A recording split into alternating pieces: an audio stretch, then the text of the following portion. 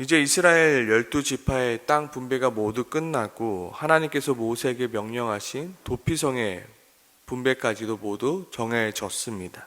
그제서야 레위 사람의 족장이 제사장 엘르아살과 눈의 아들 여호수아와 그리고 이스라엘 자손의 지파 족장에게 나와 이렇게 얘기합니다. 2절입니다. 가나안 땅 실로에서 그들에게 말하여 이르되 여호와께서 모세에게 명령하사 우리가 거주할 성읍들과 우리 가축을 위하여 그 목초지를 우리에게 주라 하셨습니다. 이 명령을 따라서 우리가 거주할 성읍과 우리 가축을 위한 목초지를 우리에게 주실 수 있겠습니까? 라고 묻고 있습니다. 그러자 이스라엘 자손들의 반응은 어떠하였습니까? 바로 여호와의 명령을 따라 자기의 기업에서 레위인들이 거주할 수 있는 성읍들과 가축들을 위한 목초지를 내주고 있는 장면이 바로 오늘 본문의 장면입니다. 레위 자손들은 이스라엘 자손들 중에 조금은 특별한 자손들이었습니다. 좀 특별 대우를 받았죠. 왜냐하면 그들은 특별하게 하나님의 성막을 돌보는 일을 맡아서 담당하였기 때문입니다. 왜 레위인들이 특별하게 하나님의 성막을 돌보는 일들을 하게 되었는가? 그들이 뭔가가 특별했기 때문에 그러하였는가는 찾아볼 수는 없습니다. 다만 그냥 하나님께서 하나님의 성막을 돌보는 일들을 레위 자손을 선택하여 그 자손들이 하게끔 하셨습니다. 하나님의 선택하심으로 레위 자손은 특별한 이유 없이 조건 없이 하나님의 성막을 돌보는 일을 하게 된 것입니다. 또한 하나님께서는 이들을 하나님의 성막 돌보는 일을 하기 위하여 특별하게 구별하셨고 거룩하게 하신 것입니다. 그래서 이스라엘 백성들이 가나안 전쟁을 치르게 될 때 레위 지파들은 그 전쟁에 참여하지 않았습니다. 민수기 가장 처음 인구 조사를 할 때 그들의 인구는 22,000명으로 나와 있습니다. 하지만 이제 전쟁에 들어가기 앞서 또다시 인구 조사를 할 때는 이 레위인의 인구 조사는 빠져 있습니다. 다시 본문으로 돌아오면 함께 전쟁에 참여하지는 않았지만 이스라엘 백성들은 자신들이 피땀 흘려서 전쟁에서 차지하게 된 그 성읍을 기꺼이 레위인에게 내주겠다 이야기하고 있습니다.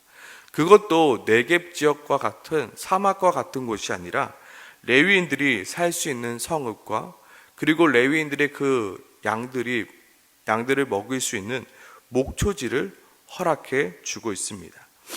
인간은 죄인이기에 또한 인간은 악하기 때문에 레위인을 향하여 이렇게 얘기할 수도 있습니다. 아니 당신들은 전쟁에 참여하지도 않았잖아요. 우리가 얼마나 힘들게 전쟁에 참여했는 줄 알아요? 우리가 얼마나 힘들게 이 땅을 거둔 줄 아냐고요. 그런데 어떻게 양심도 없이 염치도 없이 우리들에게 성읍을 달라고 말할 수가 있습니까? 라고 말할 수 있지만 그렇게 하지 않습니다. 또한 그들은 악한 마음으로 그 레위인들에게 쓸모없는 땅을 줄 수도 있었습니다. 하지만 오늘 본문을 읽어보면요, 레위인들에게 준 그 땅들은 모두 가장 좋은 땅이었습니다. 우리 10절, 11절에 보면 레위 자손 중 그앗 아들 가족들에게 속한 아론의 자손이 첫째로 제비를 뽑았을 때 어떤 땅을 받게 되었습니까? 그들은 기럇 아르바 곧 헤브론과 그 주위의 목초지를 받게 되었다. 우리가 잘 알듯 헤브론은 갈렙이 차지한 땅이죠. 여호와께서 우리와 함께 하시면 우리가 여호와의 명령대로 그 땅을 차지할 수 있습니다. 그 땅에는 누가 살고 있습니까? 기럇 아르바라는 가장 강한 민족이 살고 있었던 땅이었습니다. 가장 강한 민족이 살고 있던 땅, 그 땅은 어떤 땅이었을까요? 가장 좋은 땅 아니었을까요? 가장 좋은 땅이었으니까 가장 강한 민족이 살고 있지 않았을까요? 이 헤브론은 어떻게 보면 유다 민족에게 역사적인 땅이고 의미 있는 땅입니다. 그리고 어쩌면 그들에게 가장 좋은 땅일 수 있습니다. 근데 그 땅의 일부를 누구를 위하여? 레위 자손을 위하여 떼어주고 있는 것입니다. 성경을 보면 레위 자손은 크게 세 주요 가문으로 이루어져 있습니다. 첫 번째는 성물을 담당했던 고핫 자손, 둘째는 성막 덮개와 천막 등을 운반했던 게르손 자손, 그리고 마지막 성막 기둥과 받침대 등을 운반했던 무라리 자손. 그리고 그중 고핫 자손 중에 아론 자손은 특별하게 하나님께서 제사장의 그 업무를 맡게 하셨습니다. 그래서 오늘 본문에 보면 첫 번째로 제비를 뽑게 되었고 10절 11절에 헤브론과 그 목초지를 받게 된 것입니다. 오늘 본문을 조금 살펴보면요, 1절에서 7절까지를 끊어서 읽어볼 수 있습니다. 1절에서 7절까지는 이 레위 지파의 우리 세 지파가 어떠한 가족으로부터 어떠한 성읍들을 몇 개를 받게 되었는가에 대해서 기록하고 있습니다. 그래서 4절에 보면 우리 그핫 자손이라고 나오죠.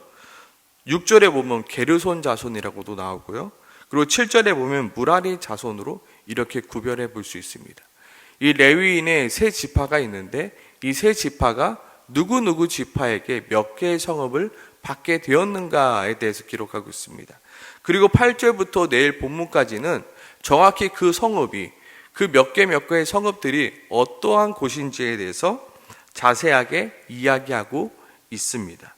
오늘 본문 레위인은 하나님께서 모세에게 명령하셨던 그 약속을 지켜달라 제사장 엘르아살과 눈의 아들 여호수아와 그리고 이스라엘 각 지파 족장들에게 나아가 그것을 요청하고 있습니다.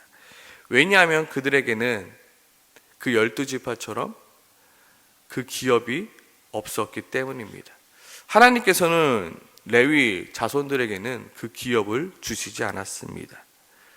그리고 이스라엘 자손은 또한 여호와의 명령을 따라서 자기의 기업에서 성읍들과 목초지들을 레위 사람들에게 지금 주고 있습니다. 그 누구도 레위 자손들에게 당신은 전쟁도 하지 않았으면서 우리의 땅을 거저 받아가겠다고 따져묻지도 않습니다. 그리고 레위 자손들조차도 하나님 왜 우리는 땅을 주지 않나요? 하나님 우리도 싸울 수 있다고요. 우리도 저들보다 더 잘 싸울 수 있다고요. 왜 우리는 남들이 받았던 땅 중에서 일부만 우리가 받아야 되나요? 우리도 좀 넓은 땅 주세요라고 요구하지 않습니다. 모두가 여호와의 명령을 따라 움직입니다. 여호와의 명령을 따라 그들에게 구하고요, 여호와의 명령을 따라 그들에게 주고 있는 장면이 오늘 본문의 장면입니다. 이스라엘 12지파는 레위 지파를 위하여 자신의 성읍과 목초지를 나누어 주었고, 그리고 레위 지파가 그들 가운데 왔을 때 그들을 군사적으로 보호해 주고 있습니다. 또한 레위 지파는 그들에게 성읍과 목초지를 나누어 준 그 지파 가운데 들어가 그 지파를 위해서 하나님의 말씀과 율법을 가르치며 그들의 영적 문제를 돌봐주고 있는 것입니다. 이는 누가 더 손해고 누가 더 이익이라 말할 수 없습니다.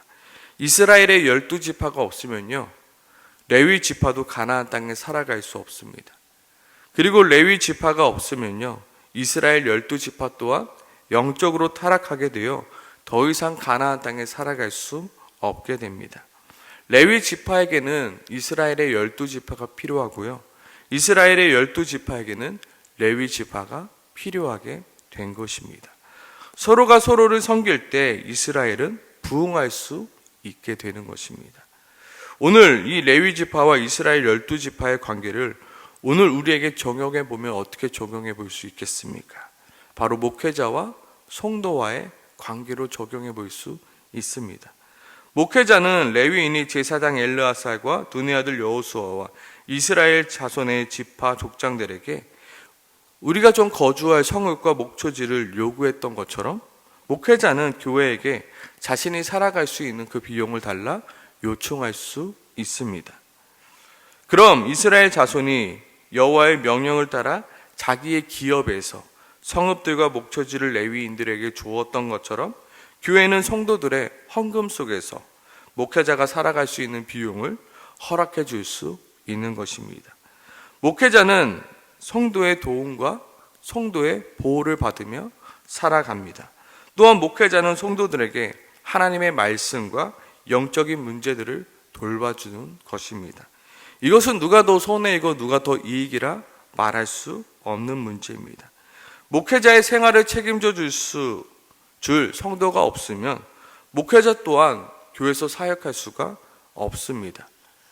그리고 또한 목회자가 없으면 그 교회 또한 하나님의 말씀을 들을 수 없으며 또한 영적인 문제를 어떻게 해결할 방법이 없는 구조 가운데 놓여지게 된 것입니다. 그러므로 목회자는 하나님의 말씀으로 성도들의 영적 문제를 돌보는 것이며 성도는 자신의 기업으로 말미암아 목회자의 필요를 채워주는 것입니다. 이것이 바로 오늘 본문 속의 레위인과 이스라엘의 12지파의 관계이며 오늘날 목회자와 성도와의 관계인 것입니다. 오늘 본문 속 레위인과 이 이스라엘의 12지파의 관계가 매우 아름답지 않습니까? 좀 하나님의 말씀 약속대로 좀 우리에게 줄 수 있겠습니까? 묻고 있고요. 이스라엘 12지파는 그럼요, 우리가 여호와의 명령을 따라 우리가 가진 그 성읍과 그 목초지를 당신들에게 주어야죠. 그래도 또 줄 때는 어떤 것들을 줍니까? 가장 좋은 것들로. 저기 네겝 지역 사망을 준 것이 아니라 자신에게 의미 있고 가장 좋은 땅들을 주게 됩니다. 그리고 이제 레위인들은 어떻게 되나요? 각 지파마다 뿔뿔이 흩어져서 그곳에서 자신의 사역들을 감당합니다. 자신의 고향, 자신의 집도 없이 그곳에 가서 그 역할들을 감당해 나아가는 것입니다. 이것이 바로 목회자와 또한 교회가의 관계이며 목회자와 성도 간의 좋은 관계가 되어야 되는 것입니다. 하나님이 주신 기업의 축복으로 교회를 섬기는 성도들과 또한 하나님께서 주신 말씀으로 말씀의 축복으로 교회를 섬기는 목회자의 아름다운 관계가 있을 때 그 교회는 성장할 수 있는 것입니다. 오늘 이 새벽을 우리 기도할 때 우리 목회자들을 위해서 기도해 주셨으면 좋겠습니다. 하나님 아버지, 우리 담임 목사님 그리고 부교육자인 저 가운데 하나님 아버지 바른 말씀을 가르칠 수 있게 하시고 좋은 말씀을 가르칠 수 있게 하시고 바르게 교회를 세워갈 수 있도록 주님 도와주시옵소서. 또한 목회자들은 성도를 위해서 기도합니다. 하나님 아버지, 이 성도가 하나님의 말씀 가운데서 바르게 자라날 수 있게 도와주시옵소서. 바르게 영적 생활을 할 수 있게 하시고 바르게 신앙생활을 할 수 있게 하시옵소서. 기도하며 말씀으로 잘 가르치는 것입니다. 하나님 아버지, 이러한 교회 가운데 목회자와 성도의 아름다운 관계가 이 교회 가운데 일어나게 해달라고 이 새벽에 함께 같이 기도하며 나아가길 소망합니다. 기도하겠습니다.